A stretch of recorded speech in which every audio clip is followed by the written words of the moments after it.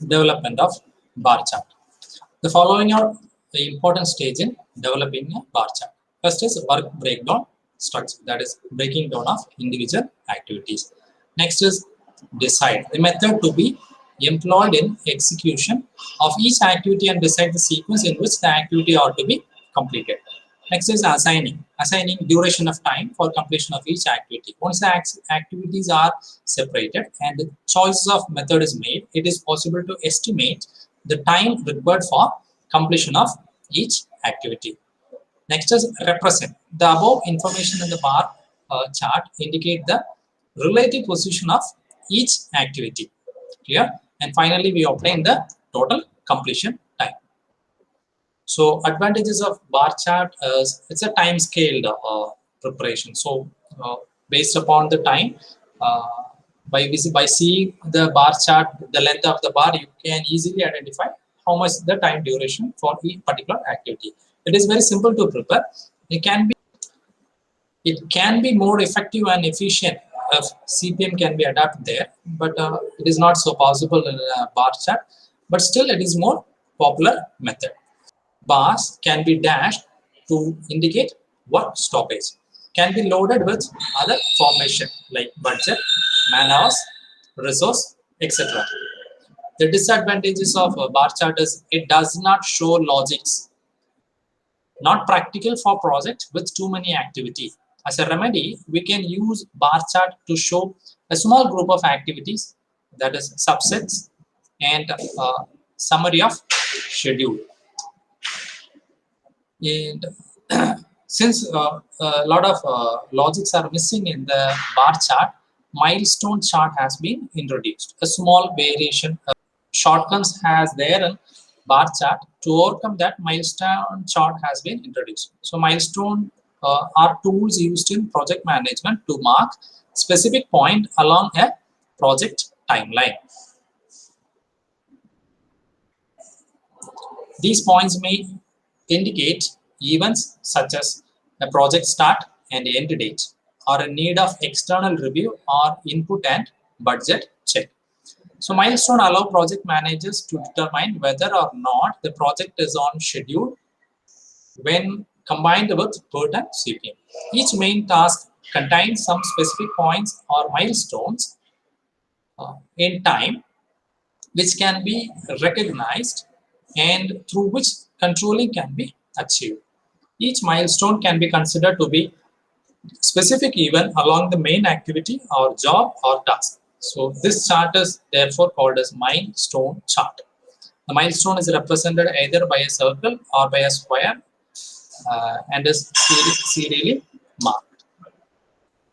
So if a particular mark came here, you can see by pictorial representation, you can see simply you can see similar representation of bar chart, but milestones are represented here sometimes in terms of numbers like this. Okay. Next is network diagram. So we can overcome all the drawbacks in bar chart and milestone chart. We came up through network diagram. So network diagram is a flow diagram consisting of activities and events connected logically and sequentially. Here we are having AOA, that is activity on arrow method and activity on node method, AON method. Okay, so AOA activity represented by arrow and each node represent events. For example, in a network diagram, we will have an arrow and node. So this is what is node is. Okay, activity on arrow diagram. So you can mention activity A over the arrow. So this is what represents as node, first node and second node. Clear? So length of arrow connected the node has no significance and may be straight, curved or bent. When one activity depends upon the other, both appears on the diagram as two arrows have a common node. You can have like this activity B. This is the clear. Then activity on node diagram, activity represent as node and the arrow represent the interdependency of activity. For example, if this is activity A, simply we can connect the arrow with activity B. So this is the two set of works here. So we will learn. Need to learn some basic rules. That is, initial node can have only outgoing arrow. Only outgoing arrow. So there is no incoming arrow. So this is, if there is an incoming arrow, then it is wrong. There must be only single initial node in the network. So only one node has to be there. Only one single node has to be there. An event cannot occur until all activity leading to it are completed. And even cannot occur twice. That is, there cannot be any network path looping back to previously occurred event. Like from 1 to 2, one event is completed, and 2 to 4 event is completed, 4 to 5 event is completed, and it has to go like 5 to 6, not like 5 to 3 and 3 to 2. This is wrong. Okay. There must not be any dead end left except the final node. Every activity has to be started from a single node. Similarly, every activity has to end in a final node. A particular activity cannot have two arrows. Like, for example, if this is activity A and I can't draw another activity A like this, it's wrong. So number of activities should be equal to number of arrows. The logic of network should always be maintained. That is, arrow head point correct way to indicate the true control situation. Always it has to flow. Okay. It is usual practice to show the time flow from left to right. All constraints and interdependence should be represented by use of appropriate dummy. Dummy activities, normally we use this dash lines. Okay. Activity interrelationship. So we need to know basically what is meant by predecessor and successor. For example, if I draw an activity A,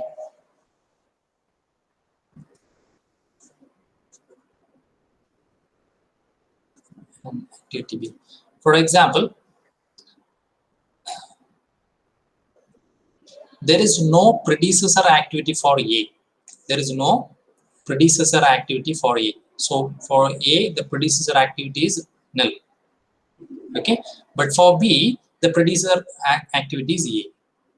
Okay, same way, the successor of activity A is B, and the successor of activity B is null. You understand? So you need to understand what is meant by predecessor and successor. Okay, we can begin. Finish to start. So logic is activity A has to finish, then activity B can start. So that finish to start. Next is start to start. That is, successor activity cannot start until predecessor activity has started. Okay. Next is finish to finish. Successor activity cannot finish until predecessor activity has finished. Start to finish. That is, successor activity cannot finish until predecessor activity has started. So you need to understand this logic so that we can make a good interrelationship between activity when we create diagram.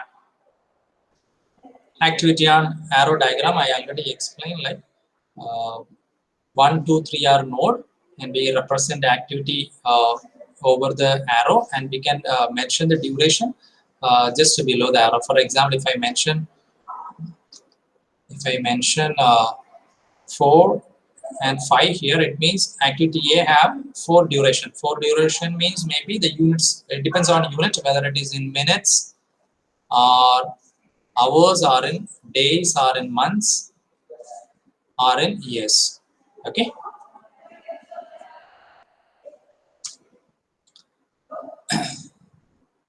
And from a single node, it can have n number of bursting activity. For example, if it is maybe A or B or C.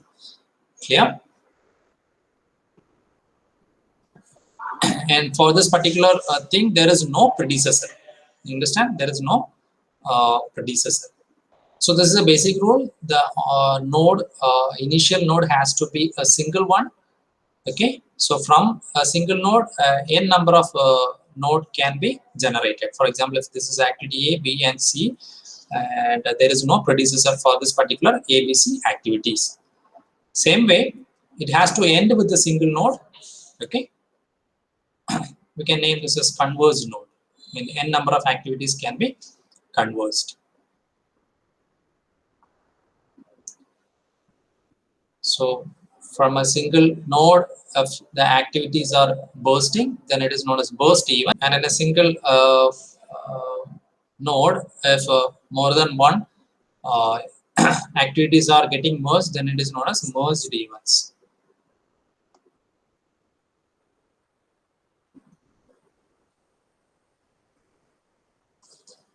So we can draw the network can be begin like this. It means that activity which is ending in the node 8 has to finish. For example, if we name A, B, C, this A, B, C has to be completed. So only we can start the next activity. D, F can be begin only after completing A, B, and C.